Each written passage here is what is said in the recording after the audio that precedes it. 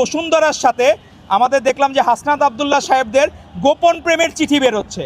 তো এটা এক অদ্ভুত বিষয় যে তারা ওই সময় নিজেদের মধ্যে লিয়াজু, এই সোভান সাহেবরা বসুন্ধরা গ্রুপের, এরা কিন্তু সবচেয়ে বড় হাসিনা ফ্যাসিস্ট হওয়ার পিছনে সবচেয়ে বড় উদ্যোক্তা ছিল তারা।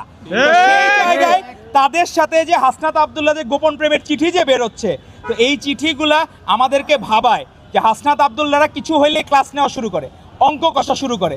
এখন এই অঙ্ক কষা এটা কি সোবান সাহেবের কাছ থেকে কি ব্যবসায়িক অঙ্ক শিখছে কিনা, এটা হলো ইম্পর্টেন্ট বিষয়। তো আপনারা মুখে মধু নিয়ে ঘুরেন, নীতি কথা শোনান আর নিজেরা অনৈতিক কাজ করেন। আপনারা এখনো পর্যন্ত এটার কোনো কিছু সুরাহা করেন নাই। আসলেই কি আপনারা তাদের সাথে কোনো অবৈধ চুক্তি আপনাদেরকে ব্যাকআপ দিবে, আপনারা তাদের সকল পাপ সকল দোষ মাফ করে দিবেন বা মওকুফ করে দিবেন।